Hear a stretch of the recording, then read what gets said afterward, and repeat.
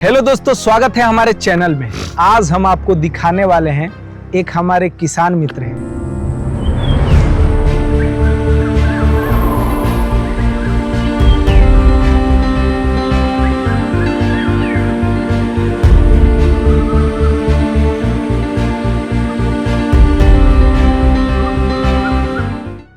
किसान मित्र क्या कहेंगे, मतलब भैया ही हैं और वो किसानी करते हैं। पहले कहीं पे जॉब करते थे और मीडिया प्रभारी थे, मीडिया लाइन से थे, और वो सब छोड़कर और गांव में आकर खेती बाड़ी करना, तो आप समझ सकते हैं क्या पर्पस होगा उनका। फर्स्ट ऑफ ऑल हम उनसे पूछेंगे खेती के बारे में और उनसे पूछेंगे कि किसानी में क्या क्या फायदा है और क्या नुकसान है। साथ ही उनसे खेती के बारे में कैसे किया जाता है, कितने दिन में उपज होता है और क्या क्या नुकसान है और क्या क्या फायदा है और कब कब उनको नुकसान झेलना पड़ता है। क्या वो खेती से अपने परिवार का भरण पोषण कर लेते हैं, यही चीज हम उनसे जानेंगे। तो मिलाते हैं आपको भैया से। स्वागत है भैया। तो ये हमारे भैया वरुण चौबे जी।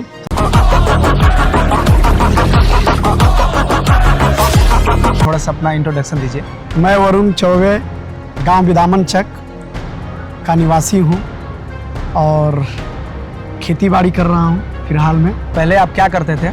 अब पहले तो BHU से ग्रेजुएशन करने के बाद Indian institute of mass communication Delhi में जो है JNU कैंपस में IIMC। हाँ, IIMC Indian institute of mass communication. हाँ। वहाँ से जर्नलिज्म का मैंने पढ़ाई किया, हिंदी जर्नलिज्म में। और इसके बाद नेक्स्ट 9 न्यूज करके एक था, उसमें मैं 6 महीने जॉब किया। इसके बाद दूरदर्शन सी वोटर के तहत मैं दूरदर्शन में था, जो कि 3 साल उसमें भी जॉब किया रिसर्च टीम के लिए। ठीक है, तो आइए हम थोड़ा सा आपसे जानेंगे कि आप वो सब लाइन को छोड़कर, मीडिया लाइन को छोड़कर आप घुस चुके हैं किसानी में। तो आपको क्या क्या फायदा है, क्या नुकसान है और कैसे खेती बाड़ी आप करते हैं, इन सब चीज़ों पे थोड़ा सा आप बताइएगा। तो चलिए चलते हैं, घूमते घूमते बातें करेंगे। तो भैया एक हमको बात बताइए आप कि आप इतना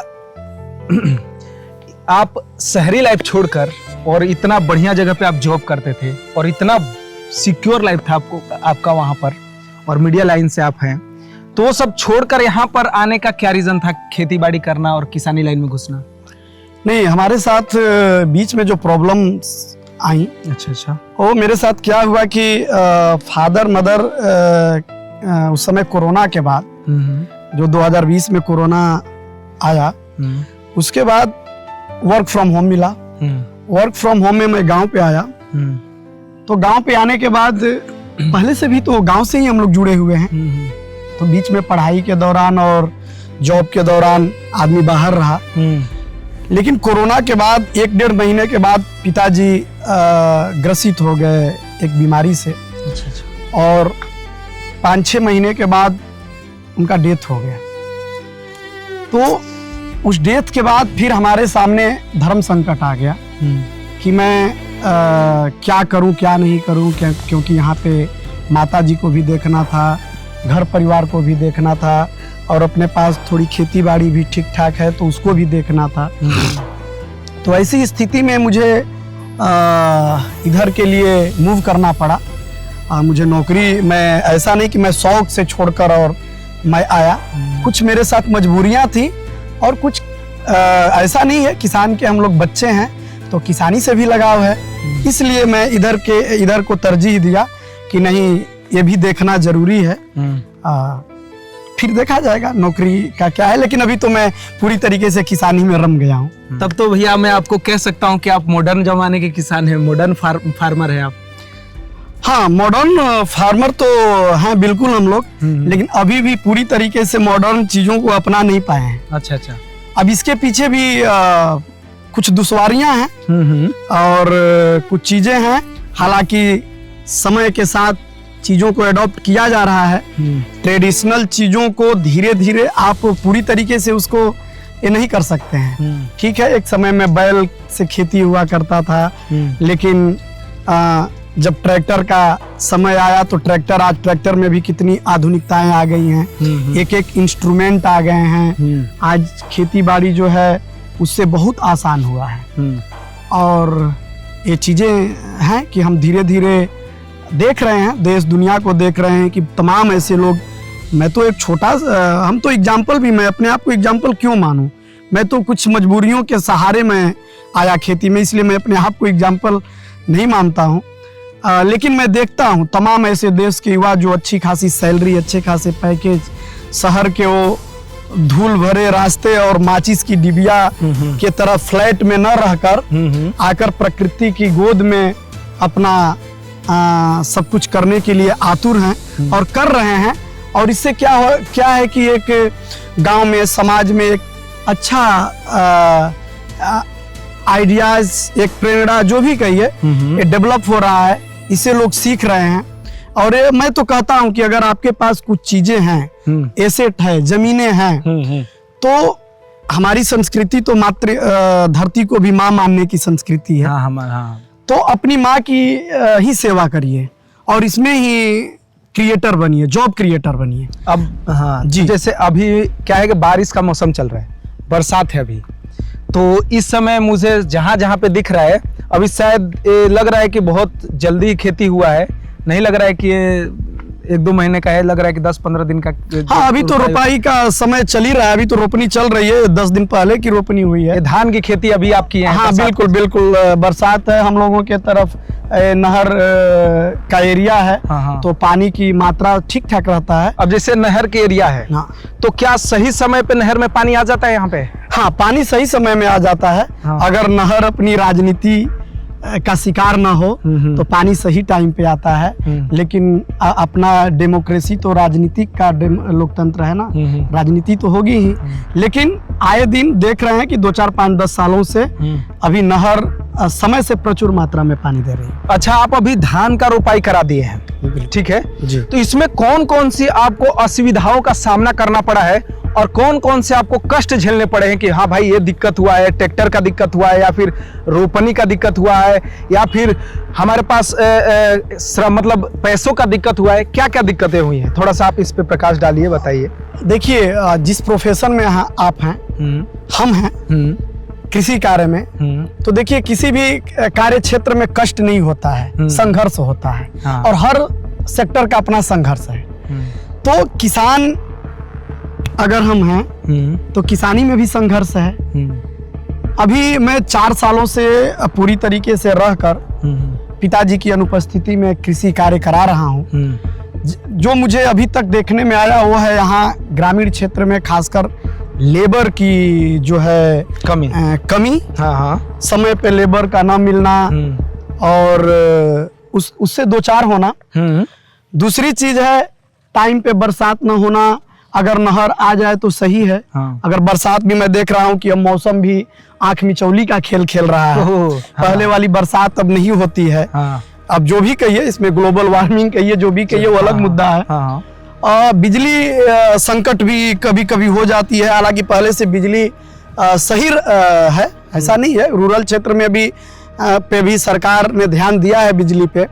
लेकिन जब मेन टाइम आता है तो उस समय तमाम ड्रामा चालू हो जाता है। हाँ। कि पावर में पावर नहीं है। हम 1 मिनट रुकना चाहेंगे। हाँ। आपको बिजली पे बात करेंगे, लेकिन अभी बात कर रहे थे आप अभी आप बोले कि बारिश का जो दिक्कत है कि भगवान आंख मिचौली खेल रहे हैं।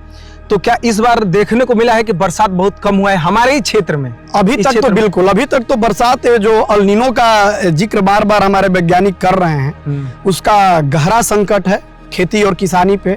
और एक तरह से कहिए तो ये नहर और मशीन के वजह से जो खेतों में थोड़ा पानी और चारों तरफ जो हरियाली दिख रही है, ये बिल्कुल कृत्रिम सुविधाओं से दिख रही है। अन्यथा प्रकृति से तो अभी यहाँ से 1 किलोमीटर केवल दूर जाइए, पूरा मैदान वीरान पड़ा हुआ है, सूखा क्षेत्र है, कहीं रोपनी नहीं है। यहाँ तो बस नहर और मशीन का सहारा है जो रोपनी हो गई। अब मशीन का सहारा जैसे ले लिए तो मान लीजिए अगर खेत लाइट है तो सही है, लेकिन जब अभी आप बात किए थोड़ी देर में कि लाइट का दिक्कत हो जाता है, ये प्रॉब्लम दिखा देते हैं, वो प्रॉब्लम दिखा देते हैं वहाँ पे, तो फिर इसको कैसे मैनेज करते हैं? या फिर क्या आप जाकर कभी उनसे बात किए हैं कि हाँ, या फिर इस मुद्दे उठाए हैं? वो तो चीजें होती रहती है ना, बार बार पावर हाउस को फोन करना, फिर उनसे सुनना कि यहाँ पे लाइट खराब हो गया है, तो यहाँ पे अभी ऊपर से बिजली कम आ रही है, फिर नहर पे दौड़ना, तो ये तो चलता रहता है ना, ये तो थोड़ा सा संघर्ष तो करना पड़ेगा ना। लेकिन ये तो बात आप मानते हैं कि सरकार ने थोड़ा सा काम किया है रूरल एरिया में? हाँ, रूरल एरिया पे काम किया है, लेकिन जिस वादे के साथ कोई भी सरकार आती है कि हम किसान हमारे लिए भगवान हैं और यही भरण पोषण का काम करते हैं, ईश्वर को तो किसी ने नहीं देखा है, हमारी एक मान्यता है, हम जिस आस्था और विश्वास के साथ ईश्वर को मानते हो, लेकिन धरती का ईश्वर जो है किसान है। अगर वो किसान और मजदूर दोनों एक सिक्के के जो दो पहलू हैं कि अगर दोनों मेहनत ना करे तो लोगों का भरण पोषण ना हो। तो भैया अभी आपने धान की खेती कर दी है, तो जो धान की खेती करने में क्या लागत आती है, कैसे किया जाता है, मतलब प्रारंभ से लेके अंत तक हमें थोड़ा सा विवरण बताइए कि दर्शक भी जान जाए, जो सिटी में रहते हैं, जो रूरल एरिया में गांव में नहीं रहते हैं, जो सिटी में रहते हैं, उसको आसान भाषा में थोड़ा ऐसा बताइए कि लोग भी जान जाए कि कैसे खेती होता है, क्या लागत आता है, क्या कठिनाई, क्या परेशानियां, बहुत चीजें होंगी जो आप जानते हैं अच्छे तरीके से, उसको थोड़ा सा हमें बताइए एकदम अच्छे ढंग से। देखिए क्या है कि इधर चलते थोड़ा सा।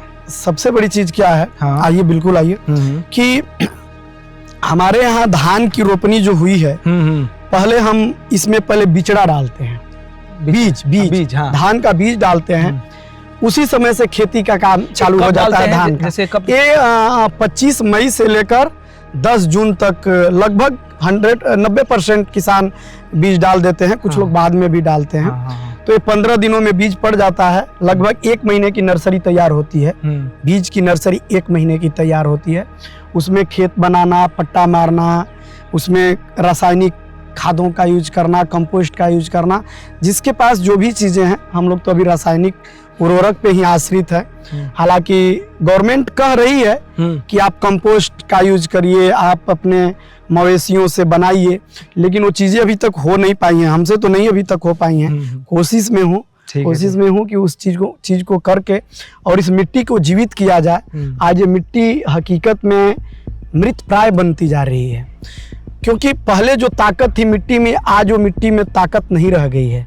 रासायनिक खाद डालते डालते मिट्टी का क्षरण हुआ है। लेकिन आप सुनिए, यहीं पे जो बूढ़ बुजुर्ग लोग हैं वो बोलते थे कि पहले हमारे जमाने में खेती ही नहीं होता था, और खेती भी होता था तो धान कम से कम 1 क्विंटल 2 क्विंटल ही काटते थे।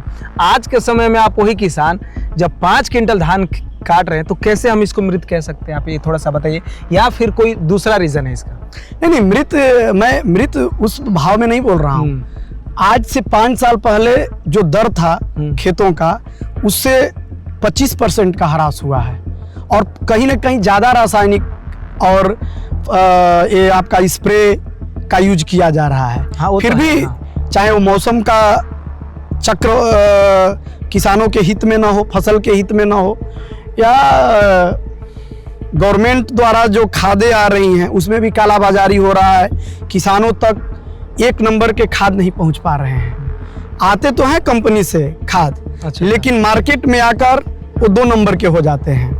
गवर्नमेंट तय करती है कि हम 1350 का डाई देंगे, और मार्केट में 2200 का मिलता है। और वहां से दिल्ली सरकार अपनी पीठ थपथपा लेती है, या बिहार सरकार, या जो भी, या यहाँ के विधायक जो भी वर्तमान समय में जीते हों या हारे हों, सब लोग अपना पीठ थपथपा लेते हैं कि हमने किसानों के लिए इतना संघर्ष किया, ये किया। लेकिन धरातल पे इसका 60% 70% भी चीजें नहीं दिखती। मतलब कालाबाजारी तो है, कालाबाजारी चरम। खादों में तो कालाबाजारी, बिल्कुल तो उसका खामियाजा ज्यादा पैसा भी देना पड़ता है और फसल पे भी दुष्प्रभाव पड़ता है। तो हम बात कर रहे थे कि कैसे करते हैं, तो बीज डालते हैं, उसके बाद रासायनिक क्रिया का यूज करते हैं, उसके बाद फिर जो है धान का बिचड़ा निकाल कर फिर मजदूरों के सहारे हम लोग खेत में रोपाई होती है। रोपनी के कुछ लोग होते हैं कि लेव जो होता है जब मिट्टी बनती है ट्रैक्टर से, उस समय भी DAP का या NPK बहुत सारे खाद हैं जो कि यूज करते हैं। कुछ लोग 15 दिन बाद इस रोपनी में रोपाई के बाद खाद का यूज करते हैं। फिर इसके बाद उसके 15 दिन बाद निराई गुड़ाई का काम चलता है इन धानों में। निराई मतलब निराई गुड़ाई, जो घास खरपतवार जो उगाते हैं वो निराई गुड़ाई होती है। इसके बाद फिर उसके 15 दिन बाद सेकेंड जो होता है ड्रेसिंग, उसको बोलते हैं हम लोग अपने भाषा में कि लास्ट का जो यूरिया और उसमें कुछ फंगिसाइड चीज़ें मिलाकर, या धान में जो जड़ों में कीटाणु ना लगे उनके लिए उसमें कुछ मिलाकर सल्फर, जिंक और बहुत सारी चीज़ें, जिसको जितना अपना जो कैपेबल है, जो पूंजी का उसमें जितना इन्वेस्ट करे और छिड़काव हम लोग करते हैं। इसके बाद फिर जिसको इच्छा होती है वो जब धान गब्भा पे आता है, जब धान मेन पोजीशन पे निकलने के लिए आता है, उस समय बहुत लोग स्प्रे भी कराते हैं। उसमें मैं भी स्प्रे कराता हूँ, उसका लाभ भी मिलता है स्प्रे का। लेकिन जिस तरीके से हम खेती में धान की रोपाई से लेकर और लास्ट तक हार्वेस्टिंग तक जो खर्च कर देते हैं, देखा जाए तो लागत ज़्यादा है, मुनाफा कम है, मतलब कॉस्ट बहुत ज़्यादा है। हाँ, और वो भी अगर आप बड़े पैमाने पे खेती करते हैं तो वो भी आपकी खुद की ज़मीन है, तो जो दूसरे से मालगुजारी लेकर करते हैं या कम, जो अब तो एसेट धीरे धीरे कम होता जा रहा है, बढ़ते परिवार बंट रहे हैं, खेत जोत के आकार कम हो रहे हैं।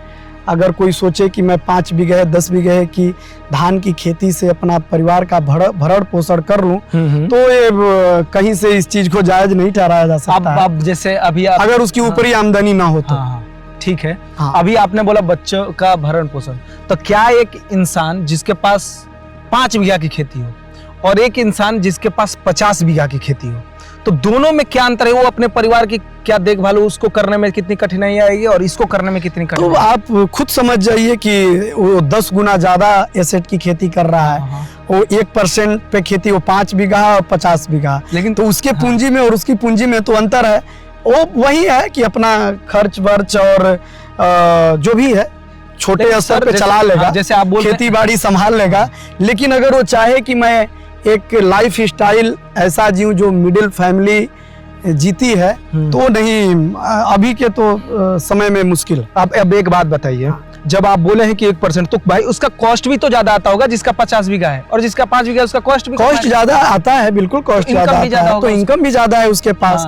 और छोट जोत वाले के पास इनकम कम है, तो उसमें इन्वेस्टमेंट कम है, तो इनकम भी कम है। अब जैसे मान लीजिए आप धान की खेती कर दिए और कितने महीने में वो पूरा प्रॉपर तैयार हो जाता है? ये लगभग 120 दिन। 120 हाँ, 120 दिन से 130 दिन। और 120 दिन के पहले मान लीजिए 80 दिन पे, 90 दिन पे या 70 दिन पे भगवान बारिश करके ओला कर दे, तो फिर आप लोग का क्या होता है? तो अब होता क्या है, बस माथा पकड़ना रह जाता है। और क्या हो गया, किसान माथा पकड़ेगा और क्या कर सकता है कि जब फसल आई कटने के लिए अपने मेन पोजीशन पे और उस समय ओला पड़ जाए, तो पूरी तरीके से सत्यानाश। अब ये तो सत्यानाश समझ 4 महीने। अच्छा, एक चीज बताइए कि कौन ऐसा व्यक्ति है या कोई ऐसा सेक्टर बता दीजिए जो अपनी पूंजी को खुले आसमान के नीचे इस तरीके से रखकर और लास्ट तक, अंतिम समय तक वो अपने हृदय पे हाथ रखकर ईश्वर से प्रार्थना करता रहता है कि खलिहान में जाने के भी बाद भी कहता है कि ये लास्ट जो हमारे सेठ साहूकार बनिया या मिल जो भी हैं उनके पास चला जाए। लास्ट तक किसान इस चीजों से दो चार होते रहते हैं। अब क्या यही चीज है, तो क्या आपको मुआवजा देती है सरकार? सरकार तो बोलती है जैसे सरकार तो देखिए, वही तो दिक्कत है। वो अब तो पता नहीं, उनका एक पता नहीं, वो शेर मुझे पता याद नहीं आ रहा है, लेकिन थोड़ा सा उसमें है कि उनके फाइलों में मौसम सुहाना है। फाइलों में केवल मौसम सुहाना होता है।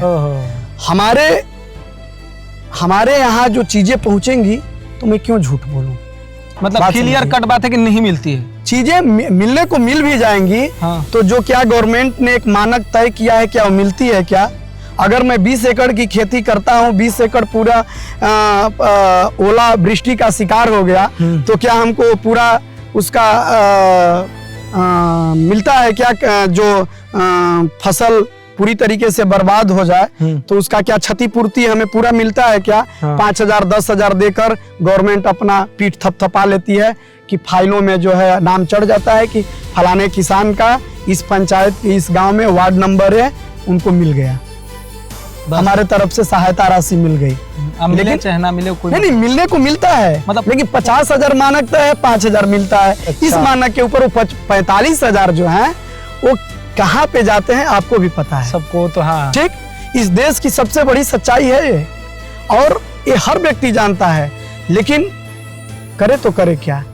हर चीज में क्या क्रांति होगी तभी लोग जागेंगे? नहीं नहीं नहीं, वो तो बात। किसानों तक आज भी सही चीजें नहीं पहुंच पा रही हैं। तो हमको भैया एक और चीज बताइए कि आजकल किसान की सबसे बड़ी समस्या क्या है? कि अभी तक जो भी बात हुई मेरी आपसे, वो समस्या ही तो है। हाँ मैं मानता हूँ, इतनी बड़ी समस्या और क्या हो सकती है कि किसान आज भी अपने चीजों को लेकर सबसे लड़ रहा है। हाँ, जब किसान खेती की टाइम आती है तो मजदूर से लड़ता है, जब बीच में रसायन उर्वरक की बात आती है तो सरकार और जो खाद बेचने वाले हैं उनसे पैसों के लिए लड़ा जाता है, और जब फसल पककर तैयार हो जाती है तो जो मिल मालिक हैं, जो पैक्स का हर पंचायत इसी में पे मेरा एक सवाल वो है, उनसे लड़ाई होती है। अब इसी पे सवाल था जी, बिल्कुल। थोड़ा सा एक सवाल पकड़ लीजिए इसी में, कि जो ये धान हो जाता है, मान लीजिए सब कुछ अच्छे तरीके से हो गया, आपने काट कर अपने पास धान रख लिया, तो बेचने में कितनी कठिनाइयां है और फिर क्या दिक्कतें होती है? मुझे तो अभी तक 4 साल से जो मैं खेती में प्रॉपर रूप में हूँ पूरी तरीके से, उसमें मुझे यही लगा कि उतना संघर्ष उपार्जन करने में नहीं है, इस फसल को खलिहान तक ले जाने में नहीं है, जितना कि खलिहान से उसको निकालने में है, बेचने में है। स्थिति यहाँ तक यह है कि धान का उत्पादन हो जाता है, खलिहान में रख देते हैं हम लोग, और डेली वो हल्कू और उसके तहत जो पूस की रात के तहत जो एक कहानी है प्रेमचंद की, उस ठिठुरती हुई ठंड में और खाटी लगाकर किसान कैसे अपनी फसलों को अगोरता है, उसकी देख रेख करता है, और इसके बाद भी आकर जो मिलर हैं, जो बनिया हैं, जो पैक्स के प्रतिनिधि हैं, वो आकर तमाम सारी उसमें नुक्स निकालते हैं, और लास्ट में आप किसान हैं, आपके पास भी तमाम चीजें हैं, इसी के ऊपर आपके बेटी की शादी है, बेटे की पढ़ाई है, घर का इज्जत आबरू है, आपके खुद के खर्चे हैं, इन सारी चीजों के लिए औने पौने दाम पे मजबूरी में बेचना पड़ जाता है। अब तो चीजें हैं, बहुत सारी दुश्वारियां हैं। अब इसके अंदर एक और सवाल आ जाता है कि आजकल की जो नई पीढ़ी है वो खेती से दूर क्यों जा रही है? यही एक चीज बताइए कि कोई अगर शहर में भी जाता है तो ठीक है, संघर्ष वहां पे भी है, लेकिन जो भी मंथली है तो उसका एक बंधा हुआ है कि महीने का 20,000, 25,000, 30,000 या 40,000 या 1 लाख, जिसका जैसा प्रोफेशन है, जिसकी जैसी नॉलेज पढ़ाई, उसके अनुसार उसको मंथली आना ही आना है। वो अपना एक बना लेता है कि हमको इस महीने में इस पूंजी के अनुसार काम करना है। तो लेकिन खेती बाड़ी तो भारतीय कृषक जुआड़ी हैं। हम जब जुआ हार जाते हैं तो हमारे पास ऑप्शन क्या रहते हैं? इंटरेस्ट पे पैसा लेना। सही बात है। एक और चीज बताइए, किसान क्रेडिट कार्ड भी है। तो क्या सब किसान क्रेडिट कार्ड का फायदा उठा लेता है? क्या नहीं, बिल्कुल नहीं उठाता है। सबको बैंक नहीं देता है। उसमें भी तमाम सारे जो है अवरोध हैं, और जिसको मिलता, ऐसा नहीं, बहुत लोगों को मिलता भी है। मैंने भी किसान क्रेडिट कार्ड का मैं भी यूज करता हूँ। अब एक चीज बताइए, बहुत सारे ऐसे जगहों पे न्यूज आती है और बहुत सारी न्यूज वायरल भी होती है कि किसान आत्महत्या कर लेता है, तो उसका सबसे बड़ा रीजन क्या है? सरकार, या फिर मौसम, या फिर किसान की मजबूरियां? आत्महत्या जब होती है तो उसमें कई कारण होते हैं। अच्छा। और ये सारे कारण हैं। किसानों की मजबूरियों में मौसम भी है, सरकार भी है। सरकार क्या है? देखिए, सरकार बार सरकार को हम टारगेट इसलिए कर रहे हैं कि जब आप हमारी जिम्मेदारियां ले रहे हैं, आप हमसे टैक्स ले रहे हैं, आप हमसे हर चीजों पे, कोई भी ऐसा प्रोडक्ट नहीं है जिसपे हम टैक्स पे नहीं करते हैं। और जब आप वादा करते हैं कि हम आपके लिए ये सुविधाएं मुहैया कराएंगे और जब वो सुविधाएं सही समय पे लोगों को मुहैया नहीं होती हैं, जब वो सेठ साहूकारों के चंगुल में फंस जाता है, तो लास्ट विकल्प बच जाता है आर्थिक तंगी। एक ऐसी तंगी है ना कि हर व्यक्ति उसको सह नहीं पाता है। अच्छा। सामने जब बेटे की पढ़ाई हो और पैसे के अभाव में जब बेटे की पढ़ाई रुक जाती है, बेटी की शादी से इनकार कर दिया जाता है, तो एक बाप पे क्या बीतती है ये आपको भी पता है, हमें भी पता है, इस समाज को भी पता है। और जो हमारे नुमाइंदे हैं, जो हमारे ही ताकत से, एक वोट की ताकत से जो एसी कमरों और बड़ी बड़ी लंबी गाड़ियों में चलकर अपनी 21वीं सदी के सपनों का भारत बनाने की बात करते हैं, उनको भी पता है। यहाँ पक्ष विपक्ष से भी मतलब नहीं है। यहाँ राजनीति की बात नहीं कर रहा हूँ, बात कर रहा हूँ कि समस्या पे हकीकत में बातें करके सब लोग आते हैं, लेकिन समस्या के तह तक, जड़ तक कोई नहीं जा पा रहा है। अब मैं आपसे व्यक्तिगत कुछ सवाल करूंगा। जैसे आपने जब आपको मैं खेती के अंदर मतलब गए अपन खेत के अंदर, तो मैं देख रहा हूँ कि आप चारों तरफ से पिलर लगवा रखा है, जो कि वीडियो में भी दिखेगा। एक क्या रीजन है और तारों से आपने घिरवा रखा है, तो रीजन क्या है इसका? देखिए, ये एक कंसेप्ट ही है। इसमें ग्रीनरी जो है, मुझे फार्म हाउस डेवलप करना है। अच्छा। बिल्कुल हरियाली वाला। मतलब आप फ्यूचर सोचे हैं बहुत? हाँ, मतलब मुझे पेड़ पौधों से ज्यादा लगाव है। अच्छा। पहले के जब अपने जो पिताजी थे, जो बाबा थे, बात बात में उनसे जब कोई पूछता था, या बहुत लोगों के मुंह से हम लोग सुने हैं कि आप क्या कर रहे हैं, तो खेती और बारी। खेती तो हम लोग कर ले रहे हैं, जो भी है, थोड़ा मोड़ा जो भी है, खेती तो कर ले रहे हैं, लेकिन बारी पे ध्यान नहीं दे रहे हैं। बारी का मतलब? बारी यानी बागीचा। ओह, ठीक। हम हमारा जो आज ये बढ़ता जा रहा है तापमान, तो हर किसानों का धर्म है कि अपनी मेड़ों पे, हालांकि इसके लिए मैं ये नहीं कहूंगा, गवर्नमेंट ये जो पेड़ लगा है, जैसे आप यहाँ मनरेगा के तहत मैंने पेड़ लगवाया है। ये जो पेड़ आप सागवान का लगा रखे हैं? हाँ, सागवान ही है ना? जी बिल्कुल। तो यहाँ पे जो किनारों पे आपने लगवा रखा है, तो सागवान ही क्यों, दूसरा क्यों नहीं चूज किया आप? अब क्या है कि अपनी मिट्टी में तो मैं अब थोड़ा रिसर्च इस पे मेरा कम था, मैं आया, मुझे चीज़ें मिली, वो जो मुहैया कराई गई, तो मैं लगवा दिया ये आपका सागवान का पेड़।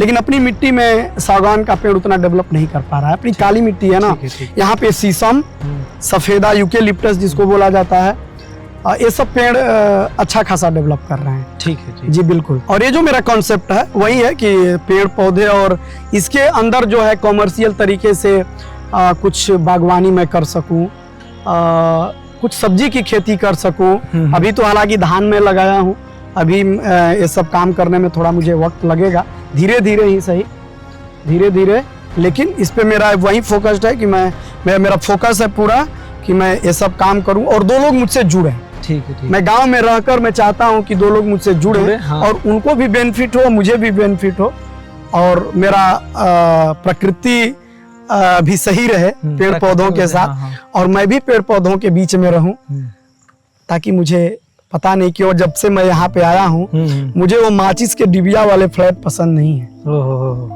बहुत बात बोले हैं। हाँ, माचिस के डिबिया वाले फ्लैट पूरी जिंदगी, जो समझेगा, पूरी जिंदगी EMI पे खर्च कर दी जाती है। पूरा कॉर्पोरेट और गवर्नमेंट दोनों मिलकर आपसे काम करा रहा है। ठीक है। हाँ बिल्कुल। इसलिए मैं चाहता हूँ कि जिसके पास अगर एसेट है तो वो आए और अपनी खेती को आधुनिक बनाए और इसको कमर्शियलाइजेशन टाइप का करे और इससे बेनिफिट पाए।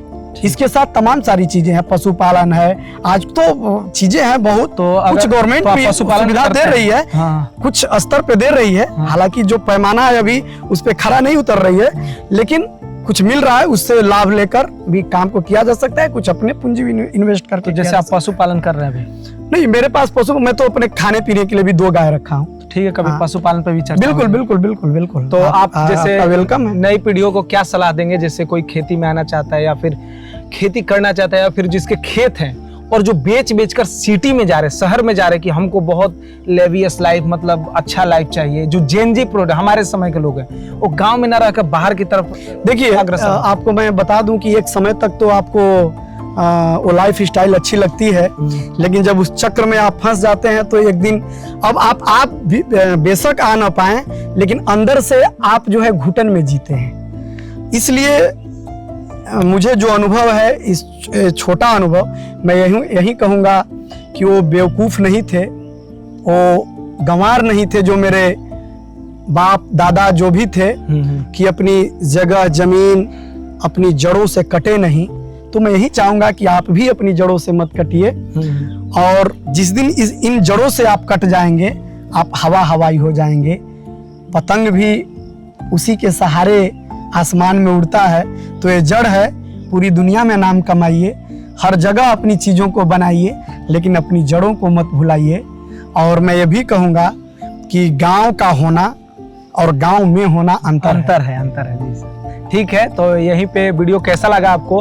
हम लोग किसान के मुद्दे पे बात किया। आपके पास भी अगर कोई सवाल है तो आप बिल्कुल कमेंट सेक्शन में कर सकते हैं। और बहुत अच्छा लगा आपसे बात करके, और आगे भी सेकंड पार्ट जरूर लेकर आएंगे, और अच्छी बातें और जितनी डीपली हो सके उतनी बात करेंगे। और क्या क्या फ़ायदे हैं, क्या क्या नुकसान है, आप तो देख ही चुके हैं। और भी तरीके से बात करेंगे। अगर आपको वीडियो पसंद आए तो वीडियो को जरूर लाइक शेयर सब्सक्राइब करिएगा। धन्यवाद बहुत बहुत आपको भी।